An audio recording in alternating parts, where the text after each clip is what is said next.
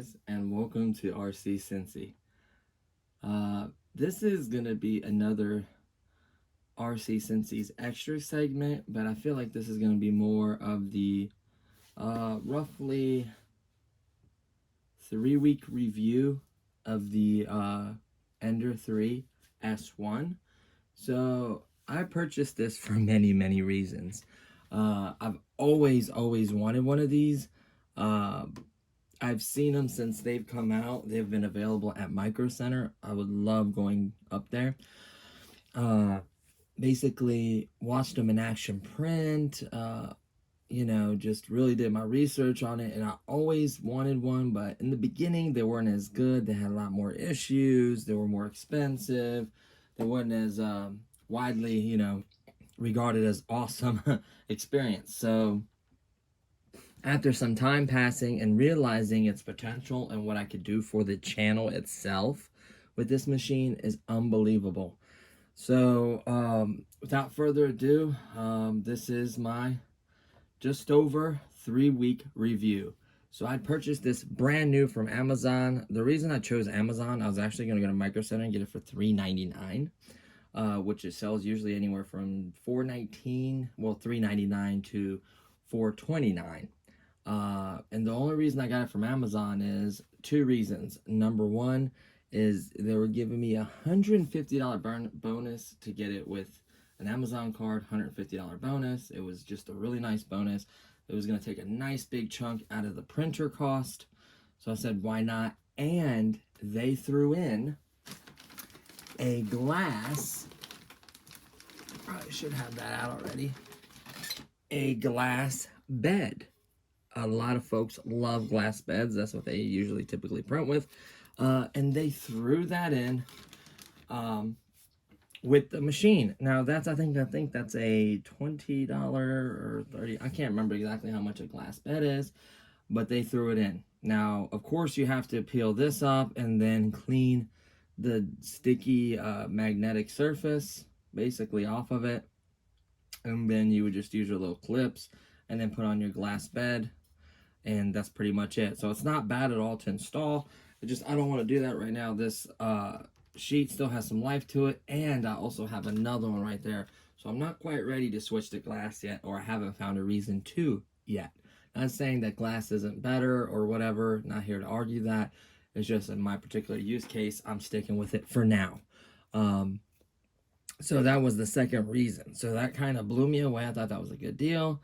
I got it really quickly. It came with a small sample roll right up there. It came with this much stuff. That little piece right here is actually a little more. I've already printed, I do believe, side duck with most of it. So you can do quite a few prints with it. It was nice just for the beginning, just to kind of get you a taste of it. I was impressed with setup, putting it together. As far as any printer goes, it was the easiest out of all the Ender 3s. It had the least amount of work to do to get it ready, essentially. All you had to do is put 2 bolts per side to bolt that up. That snapped on. 3 bolts for the mount, and then that snapped on. Plugging up all the wires. 4 bolts, I think, to hold on the hot end. Plugging in this ribbon strip, snapping on that little plastic piece, sliding it in. I mean, putting in the memory card. It was literally like the easiest assembly I'd ever done. Switching it to 110 or whatever, 120. I mean, it was like the easiest thing I've ever seen. A lot of folks complained about the Ender 3, the Ender 3 V2, the Ender Pro, all those, is that it was a little bit challenging to assemble. You had to have some kind of mechanical skill. So to see that most of it was assembled, I was thrilled.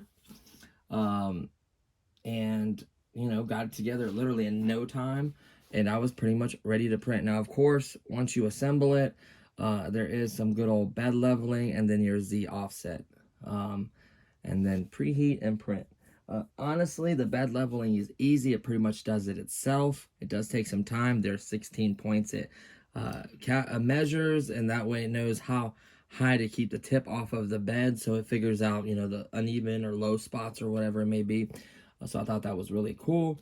As far as the, excuse me, as far as the Z offset is the most important thing you can do. I actually dug into mine some, hence why some of the prints you can see the part that I like. So if you dig into that bed and you print, you can actually see the little feet from my Baby Yoda I printed. Hopefully you can see that.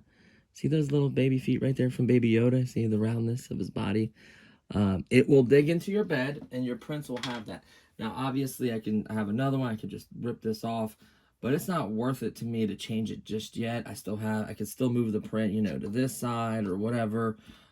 It's not worth it for me to just trash that yet. I'm still going to get quite a bit of life out of it. Now, obviously, if there's something fancy, this being magnetic, just get the other one, pop it on, and print just, you know, for that project or whatever needs to be really smooth, use that one, and then kind of go back to this. Now, remember, when you peel this one off and you put the other one on, you really want to level it again, because that one might have like a bend or something weird in it, just in case. If it doesn't move, it typically doesn't change often at all. But just every once in a while, maybe when you're switching a roll or maybe you bump it or something, it's not a bad idea to level it just because it does it so fast. You can literally start preheating and then level it, or however you want to do it. So that's really easy. It came with a nice size memory card, 8 gigabytes. This is Type C now, so that's more convenient, faster transfers. The memory card is 8 gigs, but not those G codes aren't very large at all. So you can store I have a huge list, which actually I will show you. I'm going to grab this for a second, just to talk about a few things. So this right here is the main event. This is a Sprite extruder. It has dual drive, a really nice heating element. It's got the auto bed leveling feature. That little rod in there is metal, by the way. Some of the original ones that they kind of cloned was plastic. That is metal, has a really nice hot end. It will not do the hotter stuff. That's why the Pro version is out. That made no sense to me, because this came out roughly about 4.5 months ago. And then like 2.5 months ago, they released the Pro version, which is literally like, instead of having a piece of Kevlar or whatever in there, it has a piece of metal so it can heat up hotter. That is literally it. A couple other small things, but that kind of bothered me. Like, for the price, they should have, honestly, that should have been part of it, in my opinion. I think the one with that is $5.99, I do believe. So it is, you know, over $100 more, which is kind of a, I guess you get a couple other little things, which is over $100 more, which actually really sucks. I mean, some websites you might be able to get it a little bit cheaper, but what I saw it at was $5.99. Excuse me for a second. So there is that to take into account. The dual drive, you know, easy to load by squeezing this, pushing the filament in. Dual drive, it did come with an extra brass tip, the 0.4 tips.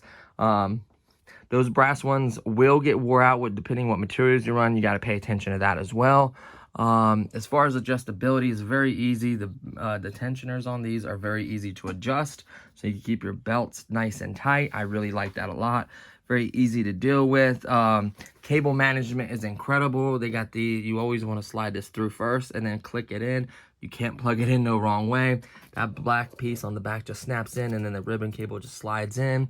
It kind of conforms to the right shape once you print, move it, use it for a little bit, has the right amount of length. This literally just unclips. See that? 3 screws to mount that. Ribbon cable gets plugged in the back, only go one way. Line it up, and then it clips in. Like, it's so easy. You have to remove the rubber thing. I did keep the middle one. The middle one, I think, is for like a laser or a different kind of attachment, or another switch that stops it or whatever. So I left the rubber thing in there. I don't want stuff to get in there. That's why I left it. And then I just kind of left these other ones there kind of dangle or whatever. You plug those in. They're all different sizes, so you can't mix them up. The other ones are like basically ran to the right length, so you know basically which one plugs in where. Like, they made it very easy. Same thing with this. This thing just kind of floats and moves, and then it's blue when it's good, and then I'm sure it turns red when you ran out. This just kind of unsnaps and snaps in. Same thing with this, snapped in. I mean, it was so easy. Don't forget, there's a little thing on the side. You need to switch it to 120 if you live in Europe, 240. Obviously, it has an off and on switch on the side that you can flip. The wire is real beefy. The part that connects to the heated bed is really strong. It's a really nice, strong connection. The stepper motors are relatively quiet considering what they are. The motherboard is 32-bit, so it is much quieter. It doesn't sound like dial-up. The fans aren't that crazy loud. Like, I can easily be in the same room with this while it's literally printing, and it wouldn't bother me. A lot of folks like to compare it to like a white noise machine. So I'm just kind of going over those things. The structure is so solid. Like I'm moving the table, not the thing. So the structure is very, very solid. Like how they filled it in before, it was like these little rods or whatever. And it was really like see-through and stuff would get in there. I think it's stronger that way. It looks better that way, in my opinion. It just looks much more refined and much nicer. You know, nice heated bed. I did put the Creality sticker. Well, I put the one there. And here, my wife put the RC Cincy sticker for me, and then a little puppy sticker there, which I don't mind. What else? If you're moving these, don't move them too, because if you move them really, really fast, it could generate some electricity, which can pop or fry. There's a couple QR stickers there for like information, whatever. There is a manual. A larger manual. There's a quick start guide. There's a larger manual on the memory card. There's also a video on there. There's the little pre-sliced G code on there that you can print. You know, like the cube, the handle for this machine, like different little cute things like that. I think the infamous boat's on there, a cat, something else, a bunny. I think the very first print I ever did was a black little bunny. I did it with PLA. What else? That's about it. It does have a really, really nice drawer that you can store everything in. Word of advice, heat this up before you change the tip. Heat it up and basically run some cleaning filament through it. Like push the cleaning filament through it. Make sure all this comes out. Clean the tip. Some of it is where it dug into the bed, I understand. And some of it where it just kind of hardened up on there. That sucks. Like, I could still screw this in and heat it up and try to clean this out. It'd be a pain in the butt, but it's still doable. I do have another brass tip because I actually ended up putting a metal one to deal with the PETG. Some folks say you need a tip that can handle the abrasiveness. When I run ASA is more abrasive, I think, and other materials can be more abrasive. So it's not going to hurt it running that tip. It is 0.4, just like the factory. Some materials require a little bit bigger tips and obviously settings and stuff. There are little Allen wrench keys and stuff like that, tip cleaners, and the clips to hold the glass piece on once you remove the sticky part right there that's magnetic, and so forth and so on. So it is insane. The power supply is there instead of being right here like on the back side. It's completely different than the Ender 3. Even the Ender 3 V2, it's different. So the screen is similar to the V2, I think. They may have adjusted it, not sure. The tension on these are good. Like you can see, they're not loose. You don't want them loose. I haven't turned them. But if you do some maybe bump in and slightly turns, go ahead and auto level it. Trust me, you'll be grateful that you did. The roller should be nice and smooth. Right amount of tension in there. What else? It has 2 motors to drive it up and down. The old design had 1. Technically, you can unplug one of these stepper motors on this side and still use it with just 1. But I feel like it performs better, keeps it from leaning, and just adds that much more longevity and strength to it. What else? Everyone loves this Sprite extruder. People buy it as an upgrade. I was just bummed out. Now you can take this apart and replace the piece that is that can't handle the heat in there, the Kevlar piece, whatever that little piece is. You can replace that. What I also like is they put rings for anti-wear. Usually there isn't those rings and it's just plastic, and it'll literally wear where they go in at. They put a metal little ring right there too to help with wear because you're getting, you know, thousands of feet through it. To print something big, that's a lot of wear. It did also come with that little scraper right there, even though these flex ones, you just flex them and they usually always pop off. I recommend dust off to blow off any little particles, stuff underneath there, everywhere. Just blow everything off. You'll have to vacuum, obviously, but it is nice to do that. What else? So I did buy tons and tons of filament. So honestly, I wouldn't say some of it was cheaper than others. I think the cheapest I got was $18 and most expensive was $29. I'm not buying the crazy ones because a lot of the better ones that are crazy like that, like the PC and the other ones, require a hotter end. Mine will safely go to, I think, I want to say 270, 260, something like that. Maybe 260. A lot of people argue between 260 and 230. I know you can do 245. I ran at 245, no problem. Maybe 250 on one of the newer materials like the ASA. I'll probably run 250. And then the what do you call it? The PETG, I'll probably run it at 245-ish, 70 on the bed, and then 100 on the ASA for the bed. I am going to need an enclosure, which I have coming, which I'll share that with you guys. So I kind of organized it. So let's start from the bottom. Green, blue, red. All three of these are TPU. This is not TPE, this is TPU, so it's a little bit, it's strong, it's flexible, it's really cool for like cell phone cases, figurines that need to flex and bend. I thought that was really cool. It's really durable and strong, actually. You can see that it's TPU Flexible Filament for 3D printers. It is red. Let me see if I can read some of the specs to you. It is 1 kilogram. It is 1.75 millimeter diameter. They recommend you putting it down between 200 and 230. I think I do 228 is what I would do. I always like to go towards the hotter end. Seems like it does better.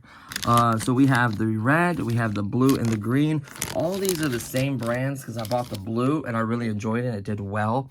So I went ahead and stuck with this brand for that. And then going to the next filament, we got PLA. Now I have this brand in PLA, which is the same brand as this, but this is PLA Orange. I got a good deal on that. They say 190 to 220. I do it about 200. So I have orange PLA, black, and white. And then I have this PLA up here as well. Let me bring it down lower. I would put it in where with the other grouping, but these two are different, which I'll talk about here in a second. So it's just the way I have to stack it.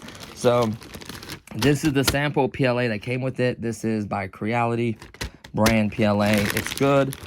This is like a bronze color, and then like the greenish one, the purple, and then that like weird kind of green. I think they're all cool in their own way. Like they're different. They're smaller. I think these are half a kilogram, if I had to guess. Maybe half, 3/4 kilogram. I'm not sure. Hold on, let me see if it says. 250 grams. PLA. Silk. PLA. Ooh, this is... So I've never had silk... I've printed with silk PLA. But yeah, this is silk PLA. So this is technically different. Because there's PLA Plus, Silk. They have ones that have iron, metal, bronze, whatever. They like tarnish. It's insane. The list goes on and on. But this is Silk PLA. Bronze is that color. 190 to 220. 290 grams. 1.75 filament. So that's really, really cool. This is regular PLA, by the way. So that is kind of different. As you can see, there is a bag. I should open them all to leave those little pouches in there. To see there is a pouch in there. Honestly, I kind of want to open these to have more pouches in it, drawing the moisture. I like to get, they had ones that are similar to the size, but then had like a little hand pump and you would suck out the air and they would like vacuum seal a lot tighter. I wouldn't mind doing something like that. I am going to get one of those things that bakes the roll and draws out the moisture. I found one that's like a good brand for, I think it was only like 40 or 50 bucks, really cheap. Last but not least is PETG. PETG is really good stuff. I do have, where was it? I do have Creality, a white PETG, by the way, or black. That one right there is Creality brand. That one is a different brand, but I do have Creality PLA. But the PETG, I have two different brands.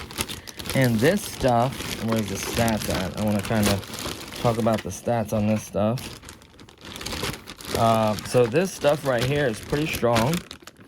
It's really good stuff. So we have, it shows the list. Here's a list, by the way. SPLA, PLA Plus, wood, low temp, wood, silk. Glue required, ABS, hips, PTG. That's what we have right there. Flexible TPU, PCL, PTGG. There's PLA carbon fiber, PLA color changing. Man, there's just, and that's just one manufacturer. There's tons and tons more. So for this one in particular, let me open this up really quickly. I remember the stats. I print at 245 and 70 on the bed. For this stuff, let me get to where it's on this side. There we go. So I have black and yellow PETG. They both do 245 and 70 on the bed. And then obviously the silk is, you can print it the same as regular PLA. Let me set these back up here. Have them set up in a way they kind of stand up. That's not the end of the world. They ain't got to be perfect. Long as they're, you know, all the bags are sealed and all kind of stacked up there. I know a lot of room will put like someone that takes the humidity out. That'd be nice to get something like that and keep the room at a certain temperature and all that. That's just a lot. So really what's now to cover is what it produces and what I can produce. This thing can do incredible prints. So we'll start out with, I don't know, PLA. This is one of the hardest prints I've ever done just because of chicken legs. You can see the glue where I broke it, like trying to take off the supports. You need supports for something like this. This thing is insane. It's a little bit woo-woo there. His nose, I think, was a little tiny little nose. I can add a little button, like a little boop of what, you know, no big deal. The nose, you can see his hands and his little feet. He will stand up. Like, he will stand up. So I like that. I glued the legs. You can actually sand that, smooth it up. Get some of that glue off there, kind of clean it up and sand it. And then I want to paint him for my nephew. I think he's really cool. So we have Sonic. Then that's the white PLA right there. I also printed the family. These little creatures. Look at the detail in the fur and everything. They're stunning. Look at his little tail and his little feet. See his little feet? They just look so beautiful. There's the papa, the mama. It's just gorgeous. I love it. And then the baby. Oh my goodness. Look at the detail. That is insane. And it printed all three of those at the same time, all on one sheet. We have some more white PLA. This is the included PLA. So, it looks the same. A little bit darker maybe. But this is that was the included PLA, the little sample reel. The layers weren't as good right there. I don't know if it like got hung up because it was like kind of right up there, or temperature dropped or something changed. It's not as clean as this PLA. So I don't know if it's the material being so little, that little amount or whatever, or what. But I can see the layers kind of bad here and there. I'm not gonna lie, like that could have been tuned out of it. It had a support system for the feet and everything.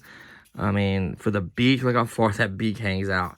But once you touch it up a little bit and paint it, this guy's gonna look so good. Like I said, it doesn't look as good as that one's. But the cool part is, if this PLA performed better and it looks like that, well, then I'm happy with that. And then this is the silk stuff. This is PLA Silk. It looks beautiful. This is a Shih Tzu dog for my doggy. That's why I printed him. Supports underneath, obviously. His little tail and his little butt. I think he looks beautiful. Yeah. And mind you, everything here that you see is standard quality. That is no adjustment. The only thing I adjusted is the temperature. I didn't adjust the extrusion, the retract, anything. Like, unless there was something in the profile, because I did download some of these in G-codes. And whenever they slice it, whatever their code, however they set it up, it may transfer your like temperature or whatever. But always check the temperature. Always click on support. I check the size out first if I like the size. If not, I'll reduce or make it bigger. Then I do supports if it needs it. Then I adjust the temperature, you know, depending on what material I have. And then I slice it, save it to memory card, pop it in, preheat, put the material in, preheat, make sure it's level, hit print. So it's incredible. So there's the PLA. This is most impressive PETG right here, my friends. That looks stunning. That PETG looks stunning. And that's standard quality. Man, that is beautiful. I accidentally broke the tail, by the way. That's the glue right there. But that is absolutely stunning. So I was blown away by that. And then I printed these parts, I think, out of PTG. Look at the quality. All these parts right here is a rear-wheel drive conversion for a WL Toys K989 or K969. All very similar. One's more like a rally car, one's more of a drift car. But look at the quality of the holes and everything. I could totally assemble with this, no problem. Here's the other piece. I mean, look at that. I am blown away. All these little pieces, like, are you kidding me? Like the arms, whatever broke on mine, I can just print it. Like, that is insane, right? And then I also printed, let's start with this one, buckets. You know, that's one of the main things is this printer just can make so much stuff. So this is a 3D printed bucket. I know it's not perfect. It's standard quality. It does have the, like, it's set up for the 580, which is very close to the 336. These are just a little bit too wide. And then, of course, I used little spacers to take away out the slack. Those are shock spacers. I can print some, by the way. Or just adjust it, like either make these walls thicker on the inside to where it takes that slack out, or move the posts over. But I gotta figure something out. I'm thinking of just making these walls thicker right there, like, you know what I mean? That'll also add some strength. Not saying that it needs it, but you can see the scratch marks when my knife was digging out the removable part that was in there, like the temporary stuff when it was printed, because it was printed on this side like so. So you can see the 3 teeth. They're nice. They got quite a bit of plastic on them. Like, they should, oh yeah, they should be able to hold up digging just fine. So I thought that was amazing. And then the one I really, really wanted was a sand bucket. Can't remember what side was down. I think this side was down because you can see the mark right there, which was kind of cut into my bed. But yeah, you can see the feet right there. See the little feet? Hold on. See the little feet? See the little feet? That's not funny. That's what happens when you have your Z offset wrong. It digs into the bed. So look at that beautiful, beautiful, stunning bucket. You can see the scratch marks in there from my knife, obviously. It is just gorgeous and stunning. You can see those spacers. Like, this bucket blew me away. I've always, always wanted one of these buckets. And then I went into arms. I broke it right here, not being reckless, peeling off, being too excited, doing it too fast. A little bit more cleanup here and there, but the cutouts were precise. Like, you could see, like, I could have definitely smoothed it up, but I could totally assemble with this. Totally. Like, if I would have took my time, it broke a little bit there too. I kind of rushed it. I could have done, you know, higher quality for sure. It needed higher quality, 110% sure. I should have went with higher quality. This would have looked better, would have been a little stronger. It got kind of weird there, the way it was, like, being supported. I'd probably reprint this a different way, maybe, like, with some supports.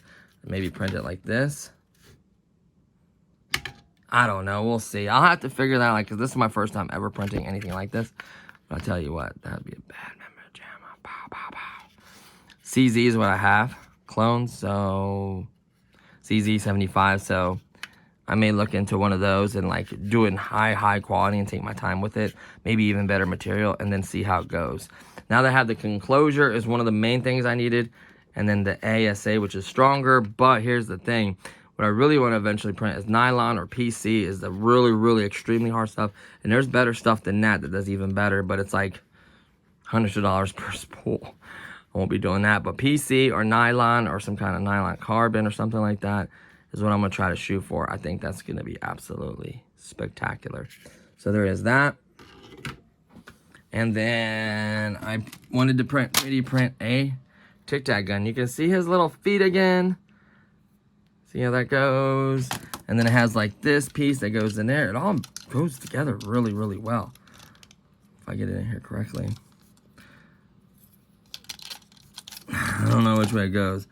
But like this thing goes together really easily. Here is the trigger, right? And then there's one more piece I need to print on this side. Obviously, the screws to hold it together, and then the spring, I would imagine, unless it just slides back and forth and you can let something in your mouth.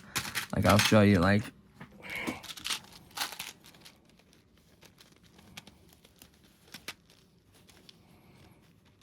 I'm sure there's a way to put the magazine in.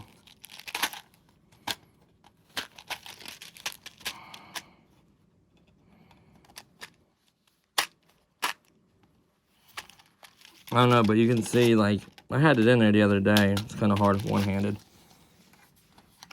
Hold on, let me do this. So I really want to show you this. Obviously, it's not finished, but, like, the notches matched it perfect. Come on, I had it. I don't know if you put it in this way and it, like, locks in. I can't remember how I did it, but, like, yep, that's it. Obviously, that would be opened or whatever, but, like, can you imagine? Like, boo, boo, boo. Little Tic Tac Gun. So, I had that. And then, of course, sorry. And then, of course, I also had, oh, car parts. Also had, some Pokemon printed. Like, I had Baby Yoda gone to my nephew. 2 Pokemon gone to my nephew. A little bunny to my niece. So all that is gone. And I printed more stuff. And like the joint, the Dartini that had like the tail and the joints and everything moved on it. So you can do joints and functional parts. It is insane. So you can do a lot more, just depending on how you set it up, quality, how you do just everything. It's completely up to you. I absolutely love it. I highly recommend using alcohol after every print because you get oils from your hand and stuff on there. Doing that. Switch materials. It's not a bad idea to put a little filament cleaner, especially going from different kinds of materials, like getting the filament cleaner. Like, there's just a lot. I wouldn't say it's a lot, but like once you start printing, you'll like automatically start thinking about those things, cleaning it, prepping it, and heating it, and just getting everything just right. So let me turn this on. There's a switch on the side. I'll show you the screen really quickly.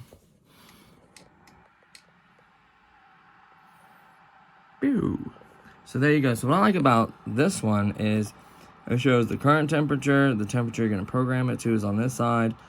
The bed and the tip. The speeds of the extrusion or whatever. Your offset. The location of everything. You know, where your thing is. Your fan speed is up there. You can go like prepare. And you can preheat ABS, which is ASA, by the way. Preheat PLA. You can add different things, change different things. Cool down. Language selection. Z offset's very important. Auto home. Stepper disable so you can move it without worrying about damaging anything. Control level. Watch this. When you print, these are the G codes. So you can see, there's my sand bucket, my trench bucket. Body, I can't remember what that was too. That was the Pikachu. WO Toys, the little kit right there, the rear-wheel drive conversion kit. The little family, the Sonic the Hedgehog, more numbers, Psyduck, Stitch, Meowth, Tic Tac Gun, Ninja Stars, like other little Pokemon, Dartini, like other Sonics, other little things, you know. Operation videos, I thought that was really cool. The software and the drives, you know. User manual.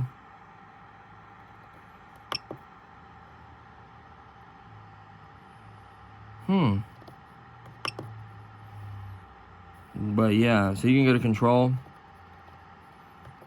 It's so easy to use, by the way. And you can like store configurations, motions, temperatures, reset configurations, information. So you can, you know, set up. I wonder if you can set up different, like instead of having ABS, have set it to ASA. So like.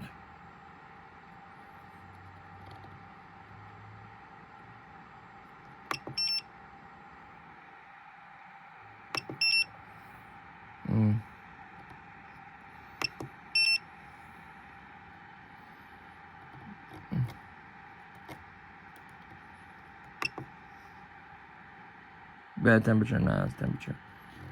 ABS settings. So there is the settings that are pre-set up. So you're gonna tweak them. I could tweak them from ASA and save them. And then same thing with the PLA pre-settings. Switch it, save it for PLA or whatever. So yeah.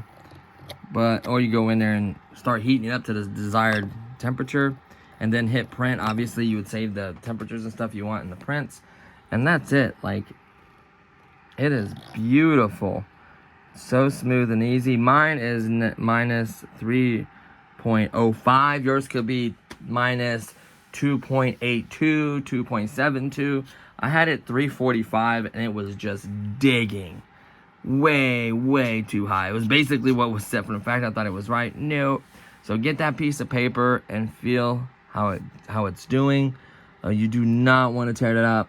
It's very important to leave that silicone cover on here. The silicone cover will keep things from getting messed up. Speaking of which, let me pop this off. The silicone cover does come off. You can buy new ones if it gets like a bunch of crap on it or something. I think mine's got some crap on it. Not really. But you can buy more of these. This is very important to keep stuff off of your hot end. You can see I'm running the one that can handle more abrasive stuff. So yeah, off and on switch. Very, very easy to deal with. So honestly, would I recommend this? 110% sure. Spend that $429. If you're really, really serious about it, and it's not that hard to 3D print. If you're really serious about it and you want to do stronger materials and stuff, just go ahead and go for the more expensive Pro version, the S1 Pro.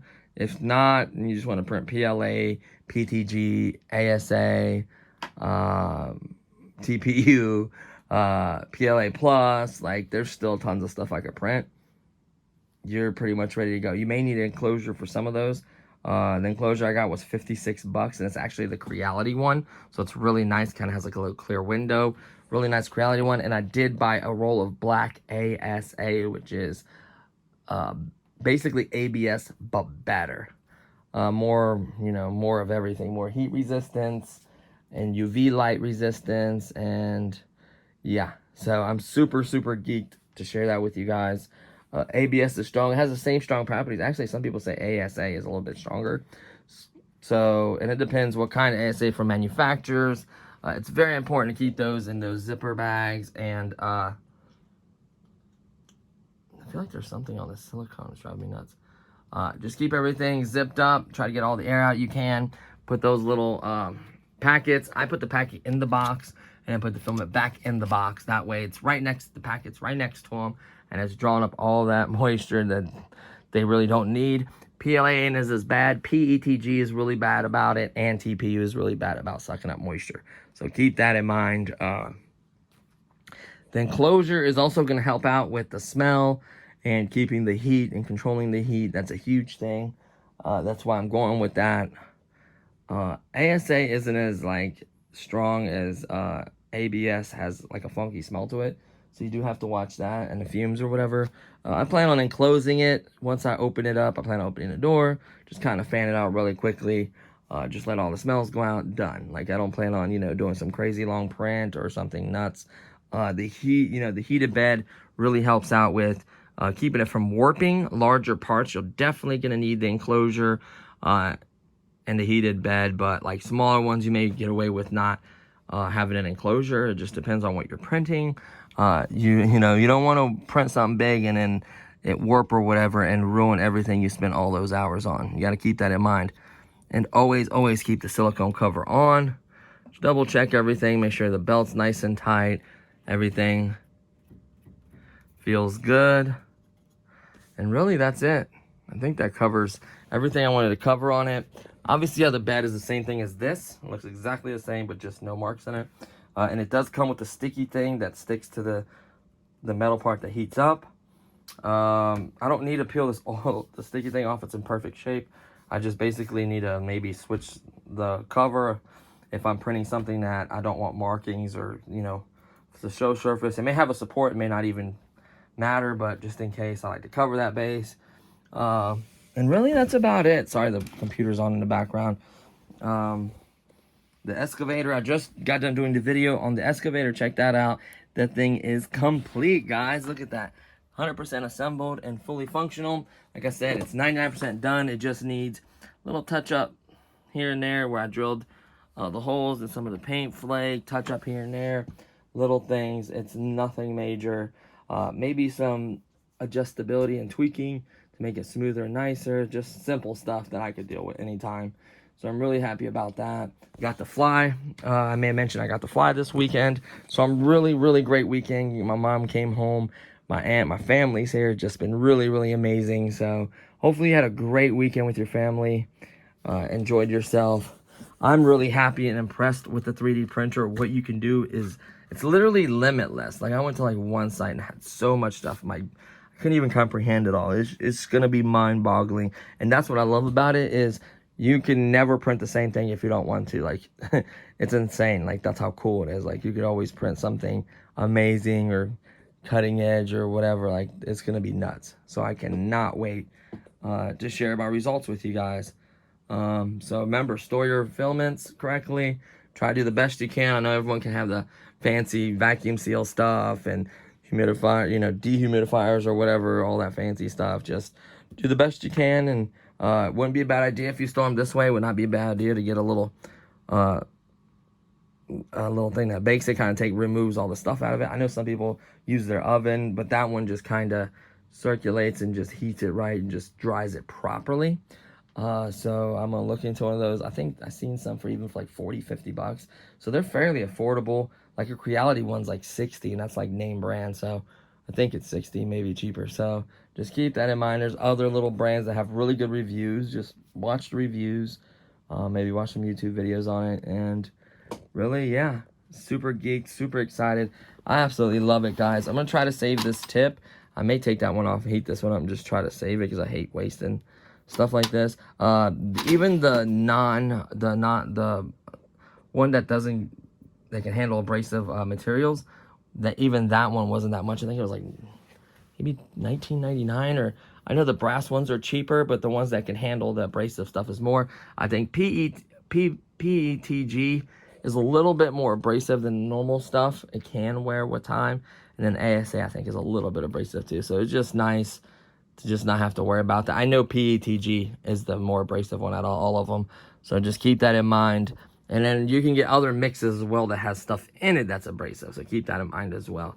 So that's going to do it. Hopefully you enjoyed this review. I know it's a little bit long, but I just wanted to cover everything about it. It is incredible.